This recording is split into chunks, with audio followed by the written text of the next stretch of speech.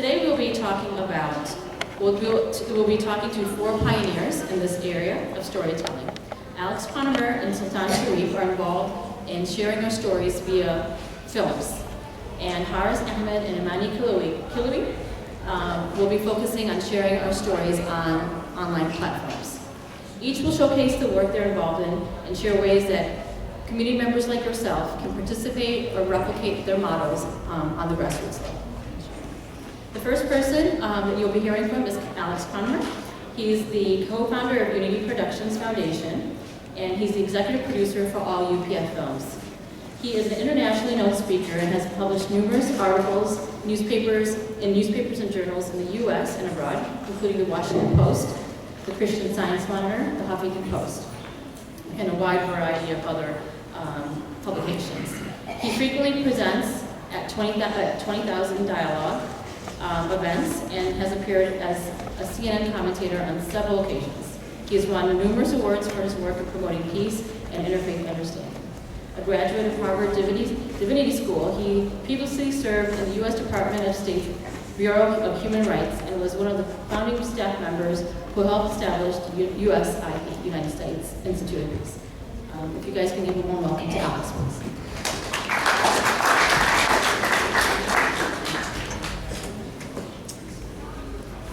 Thank you, Rabia. Assalamu alaikum, everyone. I would like to ask you all to reflect for a moment on an average day in your life. You wake up in the morning, and for many people, the first thing they want to do is snap on the TV or the radio to find out the stories of what happened while you were asleep. You get in your car, you drive to work, where you have meetings, you interact with people, primarily by telling stories about another employee, about a colleague, about a client you're going to meet. You accumulate around the coffee table, telling stories. You come home and you tell your family about the stories of your day, and they tell you about the stories of their day. And after we've told all the stories we have to tell, we then start consuming fictional stories. We watch television, we watch movies, we read books, and then we go to sleep at night and we dream in stories. Stories are the world that we move in. Stories are the most powerful force on earth and reflect even our holy books. I mean, if the Quran could be simply summarized in a list of do's and don'ts, it would be a few pages long at most. But no, it is told to us in stories, and also the story of the life of our Prophet Muhammad, peace be upon him, we are told is the only way we can understand. It's through the stories of his life. Stories are powerful. And as we come and we talk about Islamophobia, or we talk about how we can raise the profile of America and Muslims here in this country, and there's discussions of political strategies and civil rights strategies and media strategies and all of that, if we don't speak in stories, we're not accomplishing anything. Stories and sharing our stories are the way to change the world. And why is that? Because stories convey information through emotion. And when you're affecting people at an emotional level, people listen and people change. Unity Productions Foundation, I was asked to talk a little bit about what we do. We make films, and we make two models of films. We make big, epic, documentary stories. Our most recent one, some of you may have seen it, was the story of a South Asian woman during World War II who was a hero fighting the Nazis, a spy who was being pursued, who was brave to the very end. Powerful story. 2.5 million people tuned in the first night to watch that story. We've also told stories of an enslaved Muslim prince in America for 40 years, the story of the rise and fall of Islamic Spain, the story of the life of the Prophet Muhammad, peace be upon him. Worldwide, 150 million people have seen one of these stories and have been touched by them. We also make small or 10-minute videos that really are part of a public good that we're trying to provide, not just for the Muslim community, but for everybody. And the purpose of that is to be used to help facilitate dialogues, to be informational, to be in educational settings. And so I'm going to mention two and show you a clip of one. We are launching 2 films this fall. One of them is called American Muslims, Separating Fact and Fiction. It's a 10-minute short documentary that uses statistics to really try to paint a picture of who American Muslims are. For example, and some of these things may surprise you, American Muslims are the largest or most likely group to own their own business and be a job creator of all other groups. American Muslims are the least likely of all religious groups to say that violence and hurt civilians is ever justified. The least likely. American Muslims make many contributions. 75% of American Muslims have helped or donated to a charity in the last year, and so on and so forth. So this is a film that's both going to be internet and also used for screening purposes, and will be a part of a very large policy-making outreach. The film has already been asked for screenings at the State Department, the Pentagon, the U.S. Institute of Peace, the Peace Corps, a number of mayor offices, police, the Department of Justice, because it's telling a story. And this is the point. You know, we sometimes feel like what we have to do is yell louder, or we feel like what we have to do is make arguments, or we feel like what we have to do is give people books. But what we've learned is people like to watch stories. And so if you give them that, it opens doors. So that's an initiative that we're going to be launching. It's going to be Muslim Facts. If you go to our website, upf.tv, you can get a link to it. The other one where we're going to begin again is a story called Nadia's Ramadan. And it's meant for the public school system in the U.S. Targeting elementary school, and really trying to introduce a large audience to what Ramadan is. I mean, the way most people learn about another faith, the first introduction and sometimes the only introduction they get to another faith is through a holiday. You know, we know if our children, any of your children in public school system, they know the Hanukkah song, they know the Dreidel song, even if they don't know anything about Judaism. You know, we all celebrate St. Patrick's Day. Wear green. Who it was St. Patrick anyway, we don't know, but it's a positive association. And as a matter of fact, holidays were the way that the United States first was united, because when the first European immigrants came, there was a lot of divisions, and Christmas became a uniter because all these different things we associate with Christmas, the tree, the stocking, Santa Claus, all came from different parts of the European immigrant picture and was brought together in one giant holiday that, according to some historians, really united America in 1800. So holidays is an important way also of telling stories and to make a first positive impression. So we made this little film called Nadia's Ramadan. I'm going to need some help to get it going, and I'll end with that. It's a part now of PBS Learning Media, available to 1 million teachers, but we are going to be trying to do a lot of outreach. I had a big stack of these in my last session. They're all gone. But if anybody would like a free copy, give me your card after the session, or write down your email address. We'll make sure someone gets in contact with you. And here it is.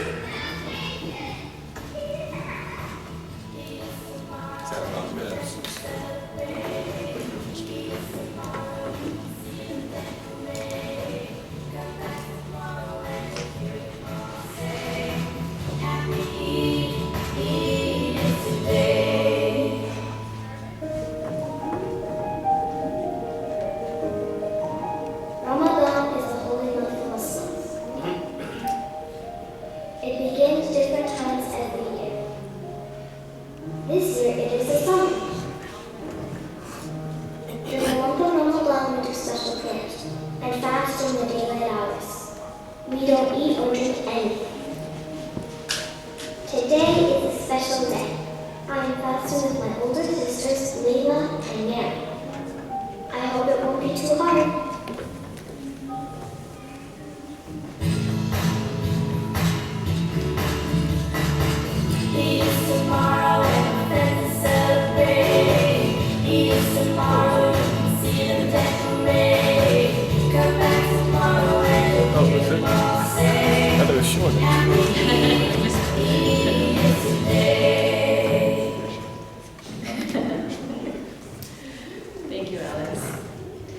Our next speaker is going to be Amany Killawi. I'm slaughtering her name, sorry. She's the co-founder and COO at launchgood.com. That's a crowdfunding platform to support Muslims launching good all over the world by helping them raise funds for their projects, campaigns, and creative ideas. She will be discussing specifically how our community can use crowdfunding as a means to share their own stories. Previously, Amany was a graduate of the School of Social Work at Wayne State University and a founding member of the Detroit Minds and Parks Fellowship, a social incubator where she works with Muslim youth to help them develop and launch their own community initiatives. Please give a warm applause to Amany.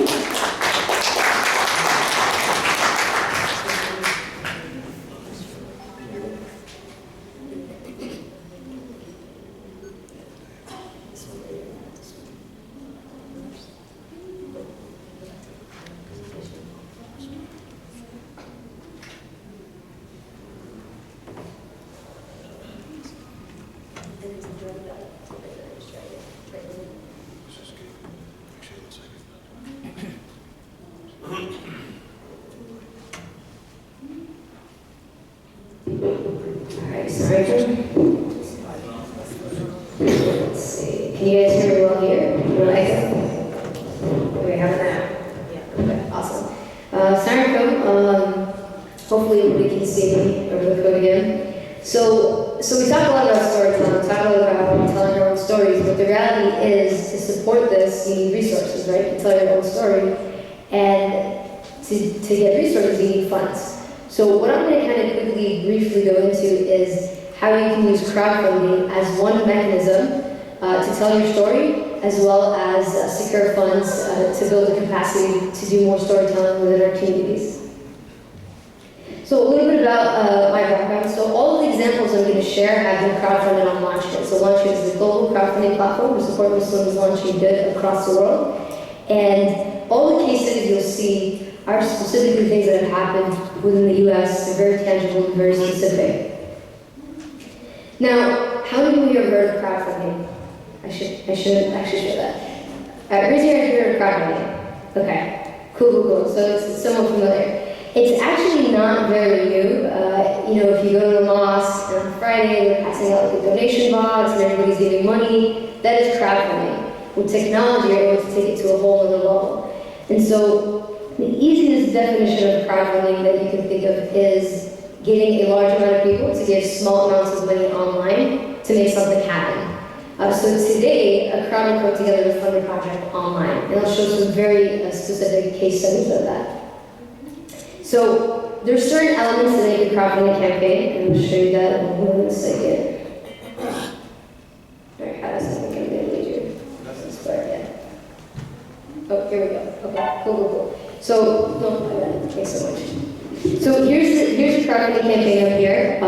It's called Muslim Girls. They crowdfunded pretty recently, and they're trying to become the first mainstream Muslim media network for Muslim women. So there's a couple elements that come along with a crowdfunding campaign. Usually you have the video right here. This is sort of like what you're doing in about 1 to 2 minutes. You've got the tagline, the goal amount, here's your supporters. Over here, there's typically 30 days or however long the campaign is running for.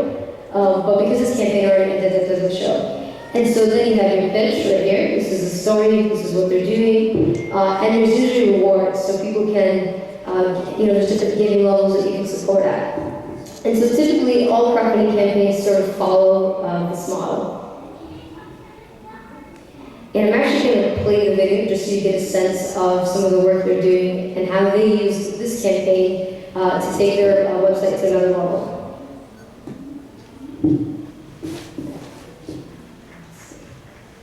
You've always wanted to make history. This is it. Muslim.net is making it impossible for anyone to have a conversation about Muslim women without including Muslim women. We want to transform into the first mainstream media network for Muslim women by Muslim women. We've injected Muslim women's opinions into everything from current events to controversy and pop culture. By doing so, we're reclaiming the narrative. We're tired of the excuses that Muslim women's voices aren't already out there. So we want to make crystal clear that Muslim women talk back. This is our truth. We're trying to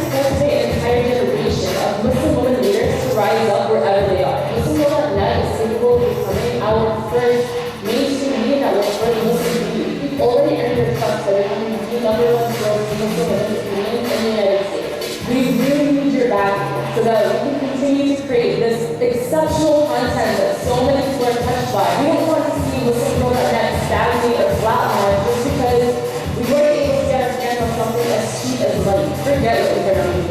This is what Muslim girl on really looks like. Cool, so let's give it up for Muslim girl.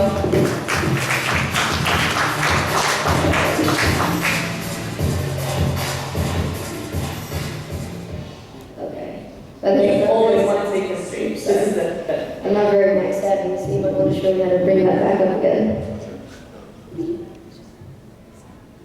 Oh, you want me to bring it? Oh, bring it back up. So Okay. is it still the extra? There's a back it up. So this was a great example of taking a campaign. You saw their appeal. It was 2 minutes. They talked about what they're trying to do. Perfect. Right here. Thank you. So they talked about their campaign. They talked about their appeal, and they did it all in 2 minutes. So you knew what they were about. You knew what the impact was. And you knew how supporting them was supporting a larger narrative of what Muslim women are about. So that was one of the great examples within crowdfunding. So another thing I want to talk about is, okay, so we know that we need funds, we know that we need these resources, but why crowdfunding specifically as a mechanism? What is so impactful about crowdfunding other than just getting the funds you need to support some of these storytelling? So really 4 main reasons. Number one, actually most people think crowdfunding is about raising funds, but it's actually about publicity first and foremost. So you might reach out to 1,000 people, but maybe only a handful will donate, but 1,000 people now know about what you're doing, they now know about your messaging, they now know about your story. The second thing is it's very decentralized, it's accessible. When I crowdfunded for the first time, I was actually 17. The second time I crowdfunded, I was 19. And so anybody can do it. You don't really need initial funds to start. You sort of put your story out there, you reach out to your friends and family, you get them on board, and you reach out, and you start to see the funds sort of come in. I mean, there's more work to it, but the startup cost is initially just getting the campaign up is very little.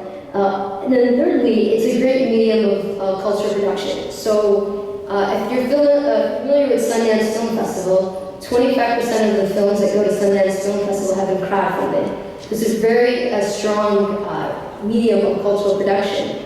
Another case is, smartwatches. Their origins were actually a Kickstarter campaign, which was a Watch.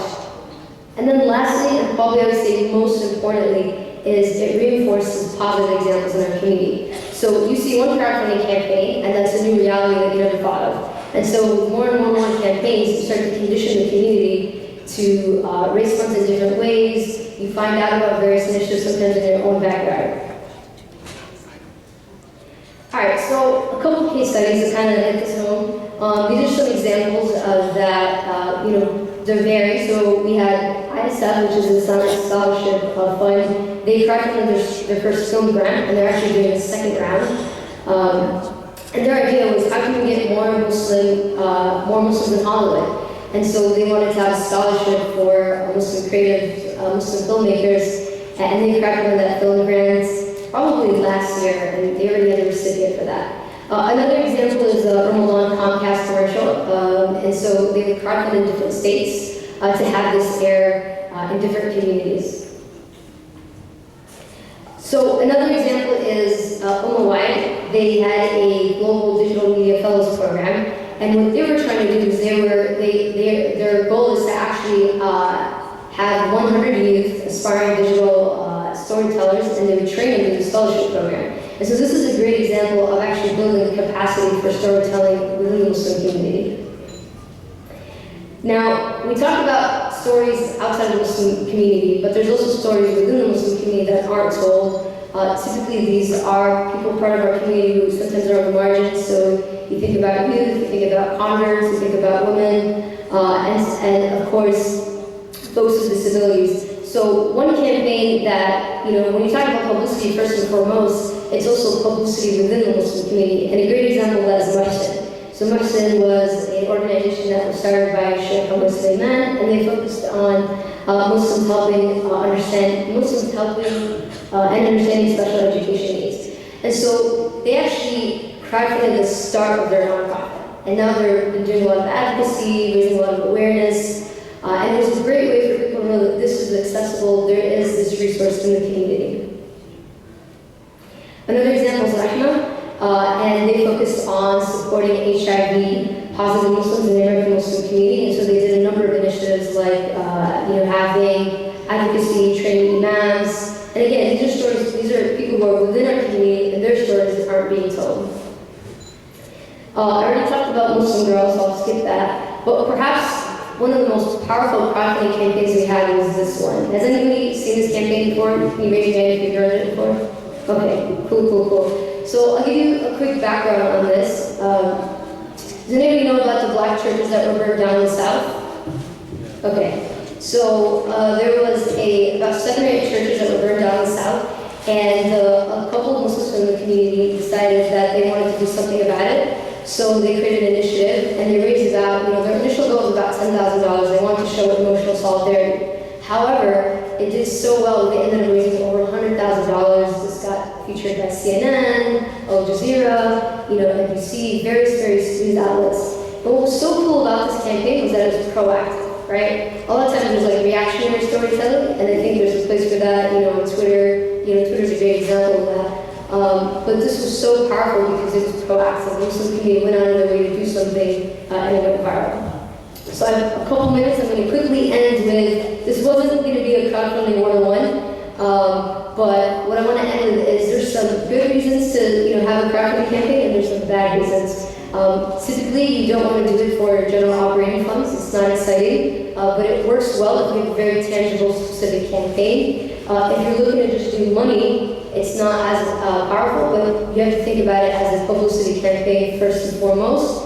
A couple of things to think about is the average campaign is actually about 4,000 in the crowdfunding world. On our site, it's about 10,000. So anything more than 20K, 30K, 50K, you're probably looking at more of like dinner model. And most importantly, it's not a solo operation. You need to have a team, you gotta get on the lines, and you have to have a community. You have to have a crowd to raise funds, because the crowd comes before the funds. So I'll end with that, and if you have any questions, you can reach me here. And thank you so much for listening.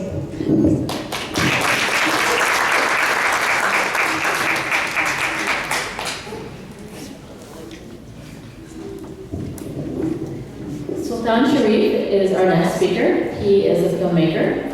After premiering his film, Bilal stand at top film festivals around the country, including the Sundance Film Festival and the Seattle Film Festival, Sharrief was selected as one of the top 25 new faces in independent film in 2010.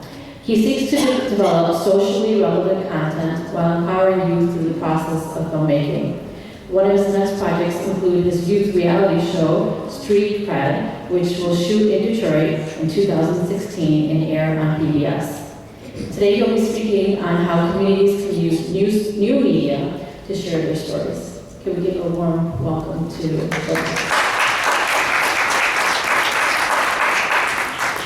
Thank you. Assalamu alaikum, everyone. So I'm going to do some quick polling. Raise your hand if you have a smartphone. Okay, just about everybody. Raise your hand if you have Snapchat on your phone. Okay, and everybody look around at who's, keep your hands up. Everybody look around at whose hands are up. Raise them higher, people, don't be shy. All right, these are the people with Snapchat. Look around, okay? Who has Instagram? Raise your hand. Okay, everybody look around again. Keep your hands up, come up. Look around again, okay? Who has Vine? Who uses Vines? Okay, whoa, only a couple people, okay? So we're going a little bit fewer. Who watches videos on Facebook? Okay, a few more folks. Who uploads videos to Facebook? Only a couple of you guys. Who uploads videos to Twitter? No one, wow. Who watches videos on Twitter? Okay, a few more of you guys. Whose mosque has a Facebook page? Okay. Who watches videos on their mosque's Facebook page?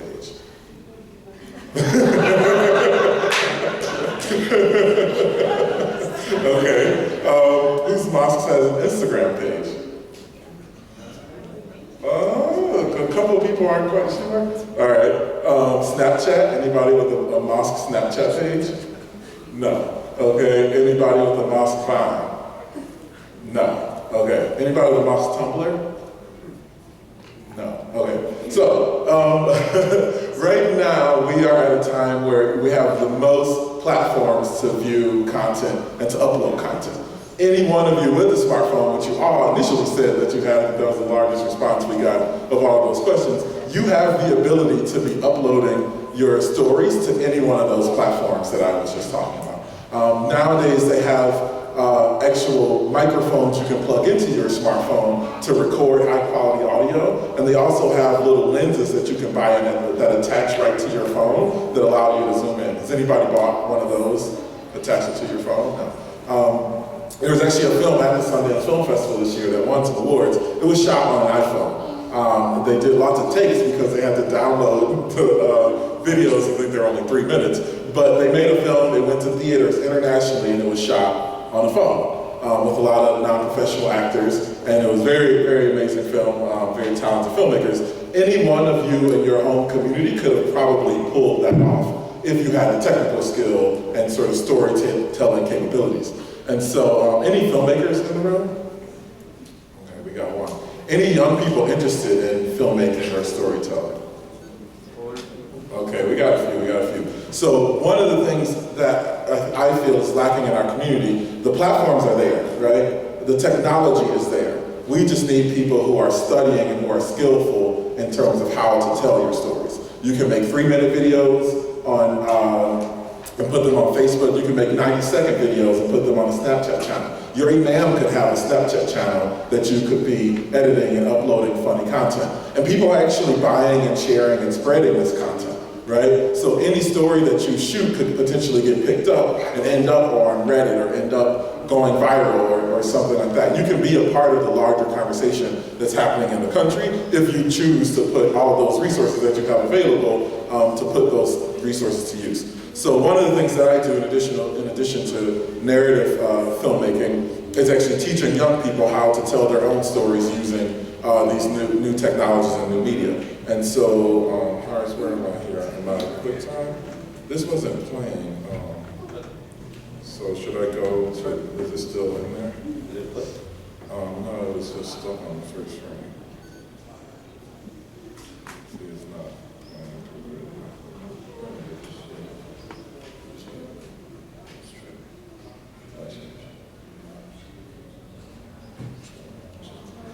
Even filmmakers have technical difficulties.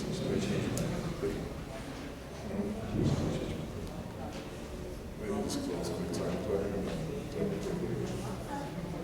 It's going, but